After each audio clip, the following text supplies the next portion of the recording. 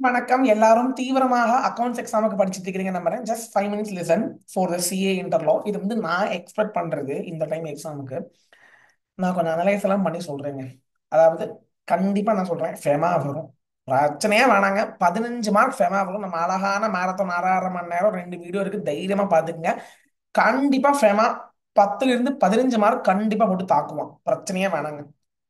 General class act or interpretation ரெண்டுமே நிஜமா சொல்லணும்னா 7 7 மார்க்கு வரும். ஆனா சில சமயம் இன்டர்பிரிட்டேஷன் வராது, ஜெனரல் க்ளாஸ் போடுவான். சில சமயம் ஜெனரல் க்ளாஸ் போட மாட்டான், இன்டர்பிரிட்டேஷன் போடுவான். அந்த மாதிரிலாம் வரத்துக்கு வாய்ப்பு உண்டு. ஸோ இந்த ரெண்டுல ஏதோ ஒரு சாப்டர் நல்லா படிச்சு வச்சுக்கோங்க. ரெண்டுமே நல்லா ஒன் டைம் படிக்கணும் இல்ல, சொல்ல இம்பார்ட்டன்ட் தான்.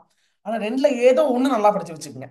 அப்புறம் நெக்ஸ்ட் முக்கியமான விஷயம், அதாவது நான் பாஸ் பண்றதுக்கு உண்டான வழிகள், 50 55 மார்க்ஸ் எடுக்கிறதுக்கு உண்டான வழிகளை சொல்லிட்டு இருக்கிறேன்.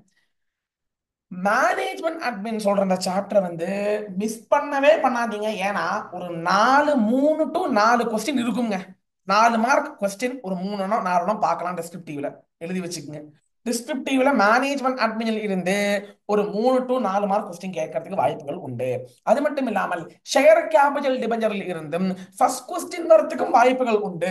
அது மட்டும் இல்லாம ரெண்டோ மூணோ கொஸ்டின்ஸ், ஒரு 3 கொஸ்டின்ஸ் 4 மார்க் 5 மார்க் கட்டாயமாக ஷேர் கேபிட்டல் டிபெஞ்சரில் இருந்து வரலாம். ஃபர்ஸ்ட் ப்ரிஃபரன்ஸ் சாப்டர் அப்படின்னு சொல்லும்போது FEMA, management admin, share capital, general clause or interpretation இதை படிச்சாலே 35 40 மார்க் டார்னு எடுத்துடலாமுங்க.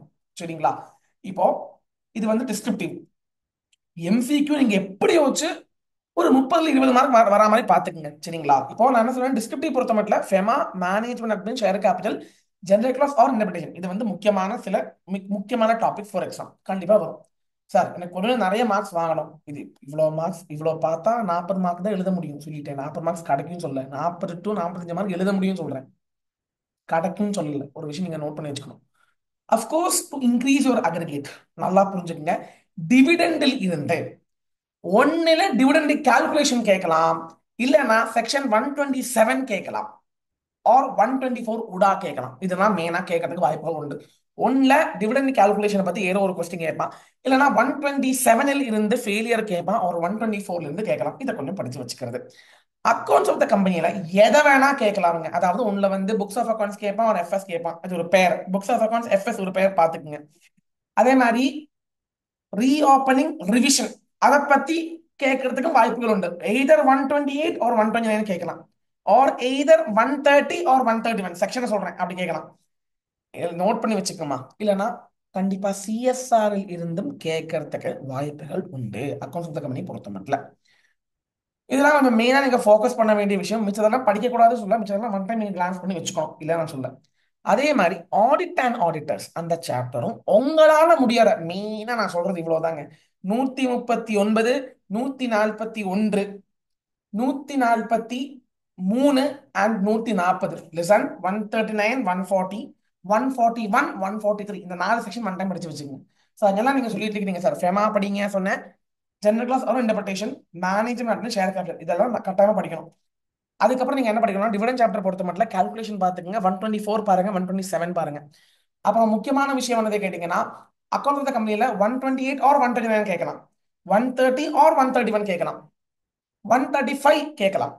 மிச்சது ஒன் டைம் கிளான்ஸ் பண்ணி ஜஸ்ட் ஒன் டைம் பார்த்து வச்சுங்க. Like for example internal audit one time பார்த்து வச்சுக்கலாம், or 129A periodical FS one time பார்த்து வச்சுக்கலாம். கேட்கறதுக்கு வாய்ப்புகள் உண்டு. நவ் ஆடிட் அண்ட் ஆடிட்டர்ஸ்ல நம்ம 139 140 removal, 141 qualification, 143 duty to state இந்த நாலும் நச்சுன்னு படிச்சு வச்சுக்கோங்க. இவ்வளவு படிச்சாலே ஒரு 70 மார்க்ஸுக்கு நல்லா எழுத முடியும். ஒரு 50 மார்க்ஸ் வர 50 வரை வாங்க முடியும். மிச்ச சாப்டர் எல்லாமே ஒரு ஒன் டைம் நீங்க ரிவிஷன் அன்னைக்கே பண்ணிருப்பீங்க. ஜஸ்ட் கிளான்ஸ் அவுட் பண்ணி வச்சுக்கிட்டா போதும். இன்கார்பரேஷன்ல அவ்வளவு முக்கியமான சாப்டர் கிடையாது, பிலிமினரி அவ்வளவு முக்கியமான சாப்டர் கிடையாது. LLB is a very important chapter. Again அதில் இருந்து ஒரு 8 to 10 மார்க்குகள் கேட்கறதுக்கு வாய்ப்புகளும் உண்டு. மிச்ச சாப்டர் நீங்க ஒன் டைம் ஆல்ரெடி பார்த்துருந்தீங்கன்னா போதுமானதுதான். ஆனா நான் என்ன சொல்லுவேன், to conclude without much confusion, FEMA, general of interpretation, share capital, management நல்லா படிச்சுக்கங்க. எல்எல்பி படிச்சுக்கங்க, 8 மார்க்ஸ் கேட்பான். அது மட்டும் இல்லாமல் டிவிடெண்ட் கால்குலேஷன் ஆர் 124 or 127 கேட்கலாம். அக்கௌண்ட் ஆஃப் த கம்பெனில 128 or 129 கேட்கலாம், 130 or 131 கேட்கலாம், 135 கேட்கலாம். மிச்சது ஒன் டைம் பார்த்து வச்சுக்கணும். ஆடிட்டர் ஆடிட்டர்ஸ்ல 139 140 141 143 படிச்சுக்கோங்க. இவ்வளோ இவ்வளோ விஷயங்கள் நீங்க படிச்சுட்டு போனாலே 75 மார்க் எழுத முடியும். எப்படியோ 50 மார்க் வாங்க முடியும். மிச்சதெல்லாம் உங்க கையில. நான் இப்ப என்ன சொன்னேன்னா, இவ்வளவு விஷயத்தையோடு நீங்க பார்த்து வச்சுட்டு தான் எக்ஸாம் ஹாலுக்குள்ள போக வேண்டும்.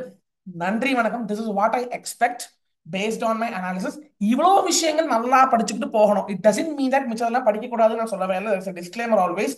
நான் ஜோசியம் கிடையாது. Based on my analysis I am pudding this particular expectation. Nandri Vanakkam, all the best for your accountancy examination and also all the best for your law and taxation exam. Nandri, thank you.